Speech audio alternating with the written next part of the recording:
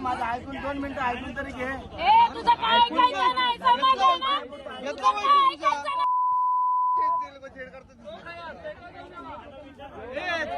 जय हिंद, जय महाराष्ट्र, जय शिवराय, जय भीम.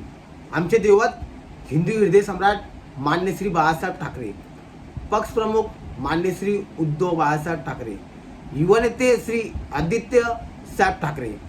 जिथे विषय गंभीर तिथे शिवसैनिक खंबीर. आपण सर्वांनी व्हिडिओ पाहिले असेल. विचार करा एक गोष्ट, आपले महाराष्ट्राचे मुख्यमंत्री श्री एकनाथ शिंदेजी आणि महाराष्ट्राचे उपमुख्यमंत्री आणि गृहमंत्री देवेंद्र फडणवीसजी ह्यांचं लक्ष कुठे आहे काही समजत नाही. जेव्हापासून हा भ्रष्टाचार सरकार आला आहे तेव्हापासून महाराष्ट्राची धज्जी लोकांनी ओढून टाकलेली आहे. विचार करा एक गोष्ट, आपले महाराष्ट्राचे जे रक्षक आहे पोलीस अधिकारी हे लोक हे काम करतील मग जनता कशी सेफ राहणार सांगा मला. वसईतील 4 अधिकारी आणि 2 सरकारी कर्मचारी हे लोक सिंधुदुर्गात देवगडच्या इकडे एक महिलावर विनयभंगचं काम केलेलं आहे. जनतानी त्या लोकांना भरपूर चोप दिलेली आहे. पण विचार करा आपण एक गोष्ट, महिला अजिबात सुरक्षित आहे नाही. कारण जेव्हापासून सरकार आला तेव्हापासून कारण सरकार काय ह्यांचे लक्ष कुठे आहे, ह्यांचे लक्ष आहे फक्त आपली सत्ता कसं आणायचं आहे आणि जनताला मूर्ख कसं बनवायचं आहे.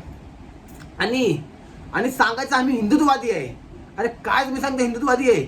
महिला अजिबात सुरक्षित नाही. तुम्ही हिंदुत्ववादी सांगता आहे. नकली हिंदुत्व नका तुम्ही दाखवा आम्हाला. पण मी एक गोष्ट सांगतो, जे अधिकारी लोक असं काम करतील मग जनता कोणाकडे जाणार. मी ते एवढंच बोलणार की जनताने ते लोकांना चोप दिलेली आहे.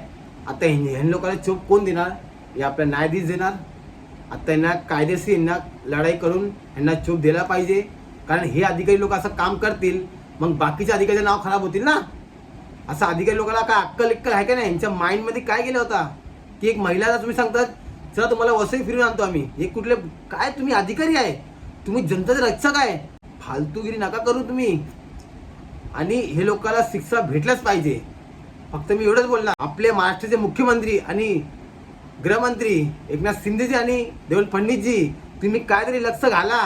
नका फक्त फिरून सांगा आम्ही हिंदुत्ववादी आहे. महिला सुरक्षित नाही अजिबात. काय तुम्ही सांगता हिंदुत्ववादी आम्ही?